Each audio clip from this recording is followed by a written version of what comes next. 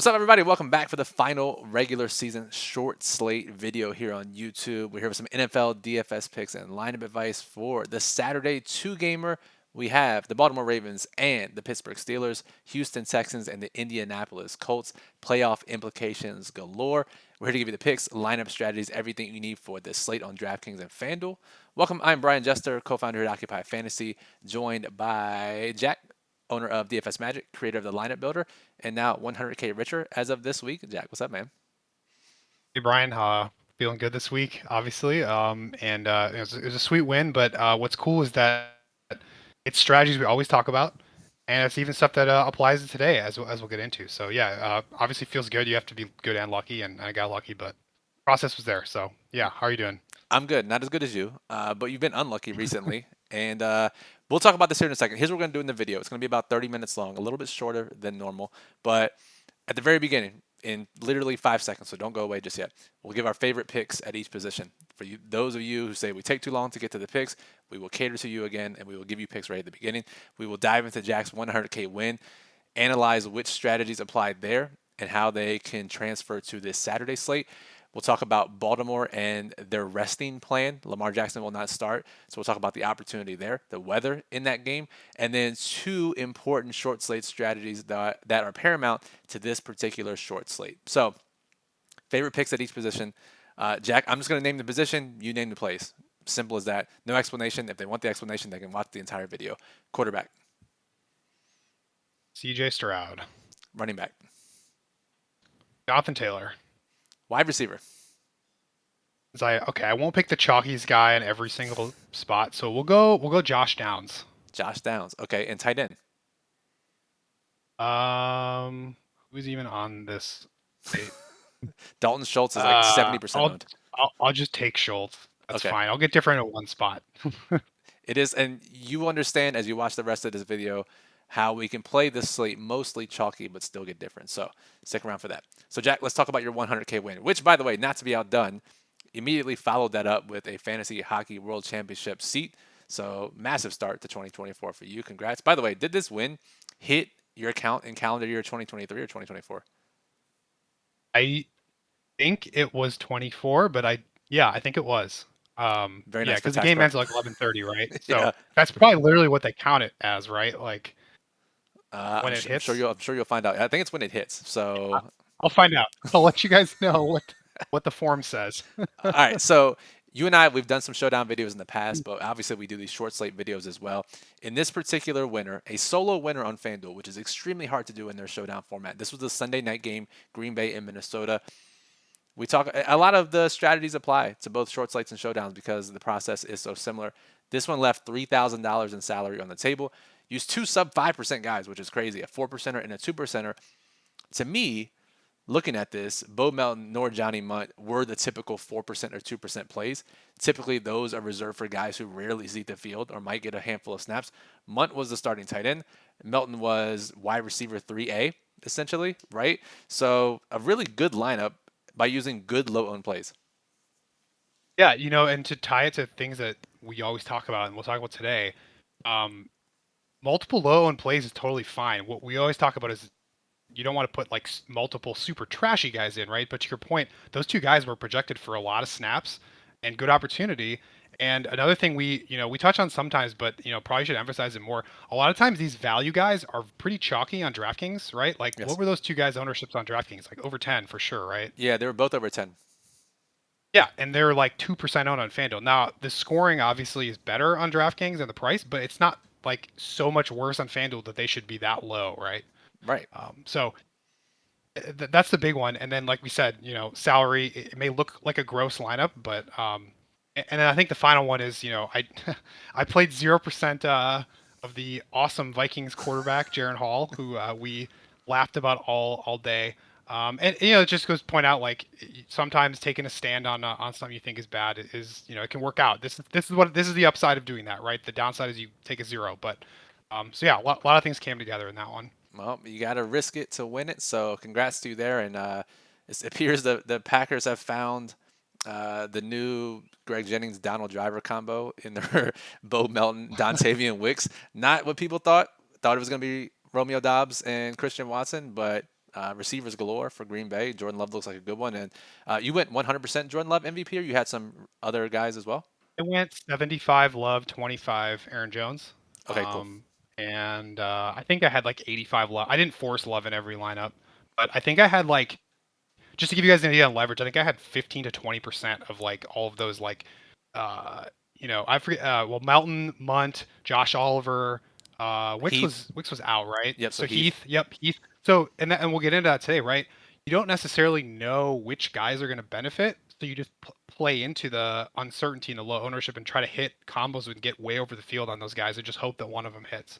Yeah, and we have that exactly. This is a great transition into the Baltimore situation for the Saturday slate. So Baltimore has locked up the 1 seed. They are resting their guys. Lamar Jackson will not play. Odell Beckham and Zay Flowers will not play. Some defenders will not play. But given their practice squad elevations today, Jack, they did not elevate a running back. They did not elevate a wide receiver. They did elevate a tight end, a fullback tight end hybrid, Ben Mason.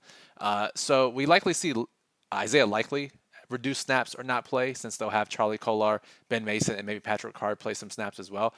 Maybe Likely plays as well. But they only have 4 receivers to play. This is almost like a preseason situation where we're looking at who's available. Nelson Aguilar, Rashad Bateman, guys who you would not expect to play in a rest game since they're part of the regular offense, but they will be the top 2 guys. Baltimore did this back in 2019 when they rested guys ahead of their playoff bye that year. They still played guys that normally play. So Bateman, Aguilar, Tylan Wallace, Laquan Treadwell will play. And then they'll probably play all 3 running backs. Maybe they rest Gus Edwards and they play Justice Hill, but they only have another running back on the roster, Melvin Gordon, so they're going to have to play multiple guys there. So this is a situation where outside of Melvin Gordon, Jack, it doesn't look like the entire the entire offense has any ownership. Yeah, it's funny, as we always tell people, we looked other sites to see how they're projecting, and this is a situation where, like, let's be real, no one has any idea, Right. right? The idea that you can accurately project these guys is kind of just funny. Remind me, Dalvin Cook is not. They acquired him, right? But he's not going to play. He's on Is the that right? practice squad, and they didn't elevate him, so he will Okay. not play in this game. So yeah, I mean, you see Gordon and Treadwell we have for double-digit ownership, and that's because other sites are frankly just guessing that at the projection for those guys. We don't see any. I mean, you scrounge the beats on Twitter, like you don't see any real basis for that, right? No, we just assume that, right? But with no elevation of a running back, Gus Edwards, Justice Hill, Melvin are probably all going to play. And yes, Melvin probably gets the most touches, but he's also the most dusty of all 3 of those guys.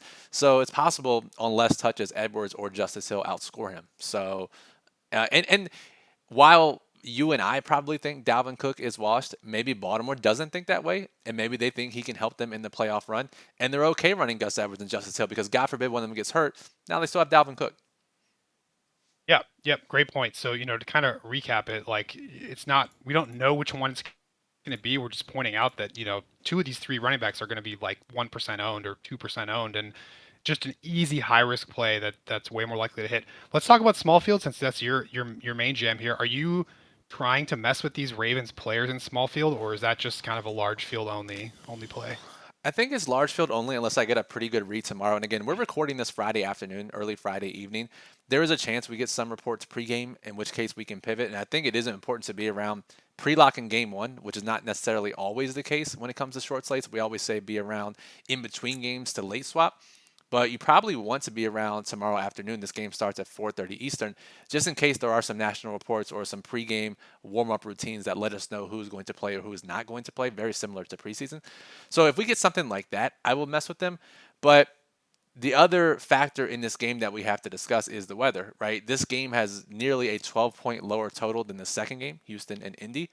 And that's because of the backups in Baltimore, but it's also because of the weather. Rain, sleet, mix, heavy precipitation, heavy steady winds, heavy gust. So while typically, Jack, if we would look at this slate from a high level, you and I would say, wow, this game is being unowned. Let's just mega stack that game. And if it outscores Houston Indy, we make all the money. The weather does throw a wrench into those plans. Yeah, absolutely. I think the weather, if I remember correctly, wind is probably the biggest factor more than anything, right? For For sure. passing. Definitely. Um, so, well, you're right that, maybe we can't use our overstacking for this game. I think it does give us an opportunity to maybe take a stand on the other side. So maybe if we talk about the Pittsburgh side of things, we see some very highly owned wide receivers. What are your thoughts on that ownership in this game environment? What are you looking to do there? Well, one thing is for sure. Baltimore, even if it's preseason, they had that illustrious preseason winning streak. They play to win. Even if they're resting guys, they're going to play to win. And this is still an all-time defense, right? This is still a divisional opponent. And now you add in the fact that it's wind, rain, hail, and Mason Rudolph. A lot harder to see how guys like George Pickens and Deontay Johnson get there at higher ownership. We have Deontay 30% or so, Pickens 40 to 50% on both sites because you do have to play three receivers. So, I mean, I can't help but go underweight on them despite their recent performances, just given the situation. I just chuckle at the it's like the four doomsday criteria: three bad weather ones, and then Mason Mason Rudolph. Rudolph. But yeah, I mean, let's be honest, and this is something we always talk about, Brian. The field wants to use salary more than it's like death taxes and the field using all salary. These receivers are expensive. There's not a lot of expensive plays on the slate because Baltimore guys are not playing. That's why these guys are so owned. It's not. It's they know that it's not a good game environment, but they just would rather play these guys. Um, do you think that we see people like overstacking this game, or do you think people are more just going to try to stack the other game and throw in the Pickens, Johnson, like the the one-offs from this, and then the running backs are the obvious ones too. Yeah, I think so. I think there's enough ownership on Melvin Gordon. Laquan Treadwell is catching some ownership based on industry guessing at who is going to play for Baltimore. Excuse me. The Pittsburgh running backs are obviously catching a decent chunk of ownership, as are the Pittsburgh receivers. So it's not like the field is inherently building 5-3 stacks for Houston and Indy. They will lean a little heavier than they would on a normal two-game slate because of the total. But I still think there is an edge in overstacking this second game, which may sound crazy from us as we are very contrarian players by nature to lean into the mega game stack of the higher total game. But, Jack, we have to just be aware of everything that is going on and how it makes sense. Yeah, and that's a good good reminder that we have these kind of three pillars of I don't know if they're pillars, but the three ideas for how to win these short slates. One of them is mega stacking, one of them is leaving salary, and one of them is the lone guys, right? So here we think we can probably mega stack and still leave salary, right, and be unique. So that's why we're okay playing into that chalky game, right? Yeah, and again, there are slates where one of those pillars makes more sense than the others. There may be a slate where the field leans into one more than the other. Generally not because they're going to use the salary and they're not going to mega stack as much and they're not likely to use low owned plays. But just because the field is doing one, they're going to stack more than normal on this short slate than they are on other short slates. Doesn't mean we can't not use salary. Doesn't mean we can't use low owned plays because we have low owned plays from Baltimore. We have low owned plays in Houston's secondary wide receivers, especially if Robert Woods is out, which we'll talk about here in a second. And then because of the uncertainty, because of starters resting, if any one stud fails, it opens this slate up to leave $1,000, $2,000, $3,000 or more on the table. Yeah, and we don't normally spend time talking about defenses, but I think it's important because you look at the ownership, and if it's even higher than this, it wouldn't surprise me. Almost all the defensive ownership here is going to that first game, which I get it. It's a low total, it's bad weather, but you have two very pass-heavy offenses in the second game. Gardner Minshew is a total turnover machine. In fact, Houston's defense is the highest ranked in the model, and for good reason.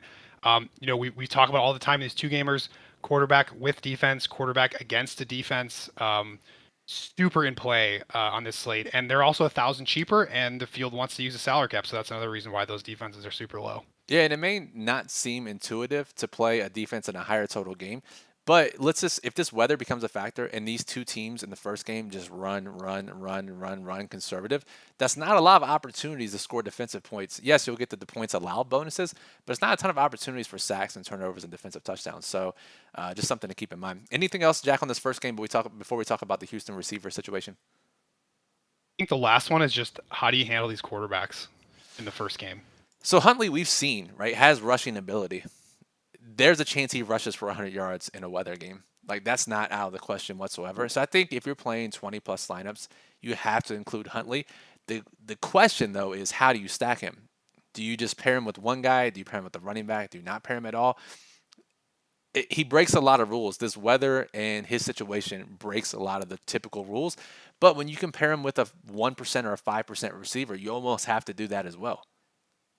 Yeah, I think we put this on record as we probably never said it, but like I think we're actually advocating for like a one-off quarterback here, right? Yeah. But it's a very specific reason. He can outscore the other two.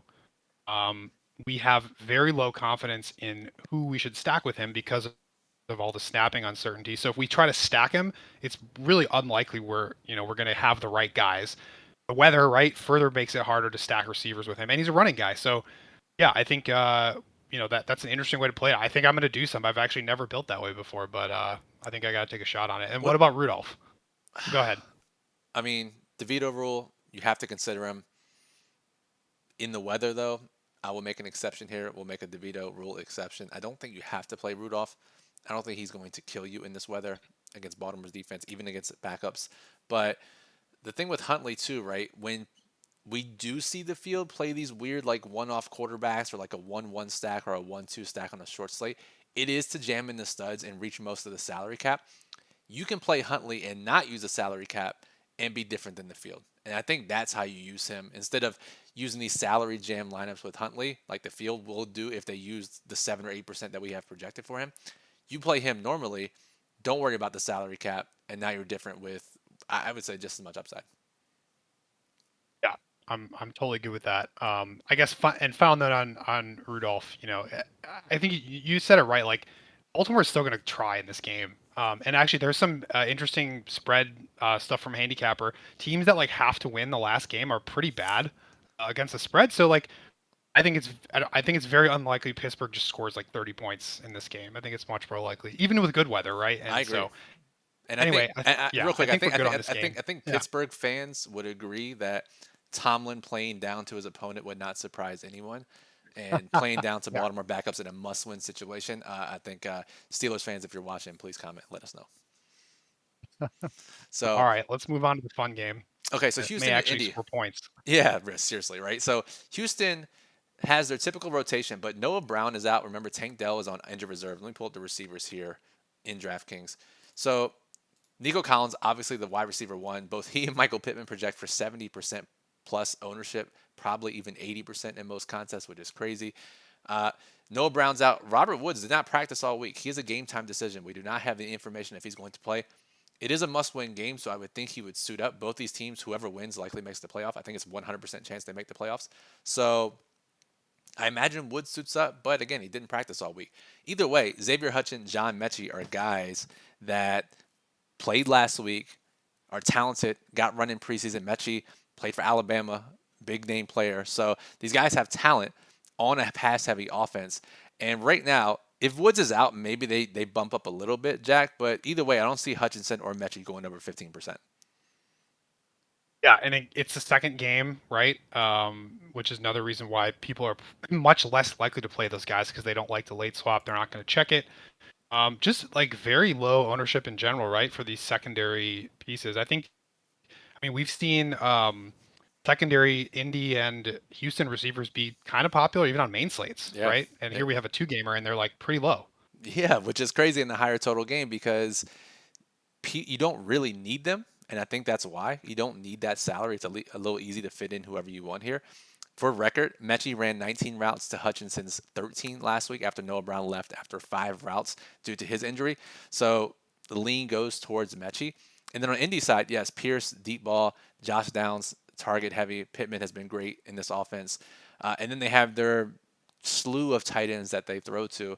So lots of different ways to stack this game. And I think that's why it's okay to do it, right? If it was a very specific target funnel team, let's say Philly, right? If it was Philly or one of those types of teams where we know where the ball's going and we have to play a shitty 1% play, here we can play decent guys who are going to get 20 plus snaps, less than 20% ownership, and the field doesn't really know how to play them.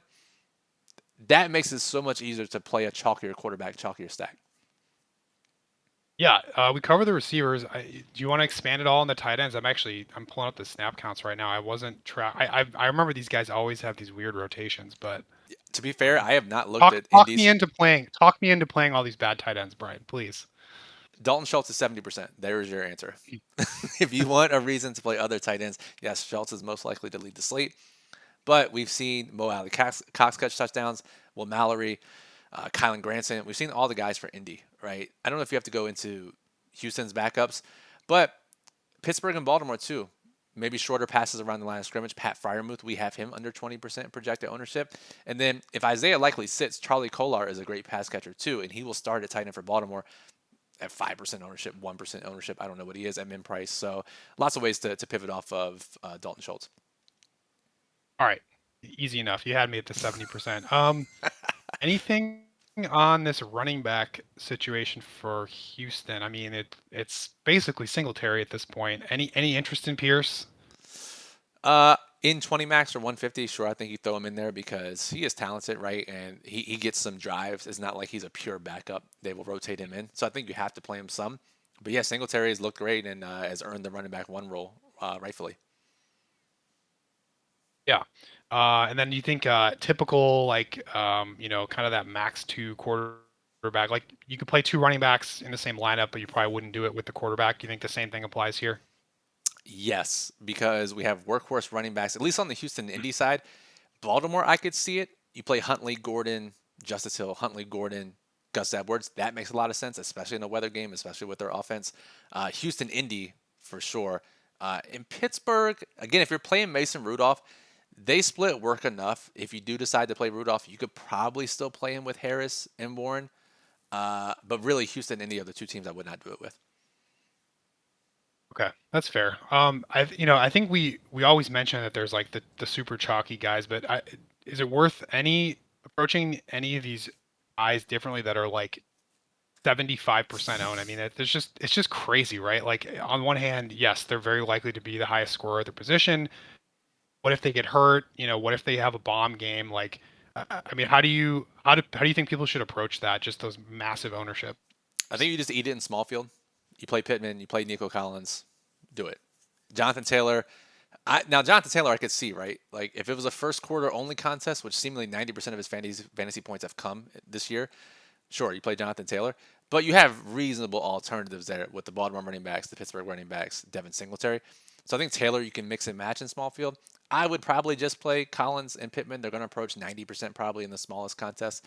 But in large field, I think you have no choice but to go under, right? I mean, maybe you get close, but you're the expert there in matching or going under 80% owned guys in these guys. And again, remember we had this with Tyreek Hill, and we said just play Tyreek Hill. These guys are not Tyreek Hill. And he failed. No, they are not. Not at all. And their quarterbacks are not Tua, and their offenses are not the offenses that Tyreek Hill has. So, Yes. I think that's right. You bring up a good point. The running back is the place to get different. And frankly, like we said, we see backup running backs win on these a lot more than like a wide receiver 5 or something like that. Yep. What about? I mean, okay, we just got to talk about it because it's Minshew. I mean, I get it. He's cheap. They throw a lot. Houston's kind of pass funnel. Like the ownership feels gross. Do you feel good about just eating that and like building good stacks with him, or are you looking to make a stand with him? Yeah, I don't like his ownership by any means, but I think in the context of the slate and how we can get different with it, I think it's totally fine. We know how to build the proper stacks, play some low owned guys, mega stack the game. That is a fine way to play Minshew. If you're gonna play him with just two receivers or two Houston Texans, like the field is going to do, that feels way less better in large field contests. So if you play it smartly, again, our daily plug is out by the time this video will be released. So check out the lineup strategies for short slate videos in written form and some more notes from our writer Bismo. That is up on the site. The link is in the description. So make sure you check that out. That'll contextualize a lot of the stuff we talked about in this video. Do you have a small field lineup with Minshew versus the Houston defense? That's really what I want to know. I mean, that's probably that should be the chalk, right? Like that should like you want him to throw some pick sixes and maximize his ceiling. So and he runs a little bit too, right? So that makes it tough. We've seen some rushing touchdowns from him, so I think you have to eat the Yeah. chalk. Yeah, I'm with you. Especially like we said, Downs and Pierce are just way too low for their like. And to be very clear with folks, like I know we don't give out lineups, but like those two guys or the secondary Houston receivers, if one of them just outscores Pickens or Deontay Johnson, like now you've got tons of unique lineups that can win, and you've got them stacked, right? So like it's a very clear edge here that you can get different with, and you can just play standard lineups other than that. And Totally. we're just saying secondary receivers in a 50-point game total outscoring it with pass heavy offenses, outscoring hailstorm like game with bad quarterback play, right? So it's really not that unthinkable for that to happen. It's really not, honestly. So the final question to ask is how much is too much, right? So you can stack up to 7 guys on DraftKings, stack up to 4 on FanDuel. So is a 4-3 stack too much on FanDuel? Yes or no? No, Yeah, I'm all about it. I would honestly say that's how you should try to get as close to that as possible. I would think on this slate, especially for the Indy and Houston game. Now on DraftKings, 6-man stack. That might be a little much, but maybe not with all these receiver rotations, especially for Houston. Yeah, I just want to click one in. So if I go Stroud, Collins, Singletary, Schultz, defense, Yep. I could easily click in one more receiver, right? That's Yep. 6. So Yes. yeah, I think maybe using 3 wide receivers from that team is a little bit in, but yeah, we've seen Stroud with some huge games, so I think that's fine. And then even on the Indy side, right? Like, and she throws 50 passes. He could get 3 pass catchers there. Throw Jonathan Taylor in. So yeah, I think there's really almost no limits to that. There you go. There's the 6-man Houston stack at your disposal. So, Jack, any final thoughts before we get out of here?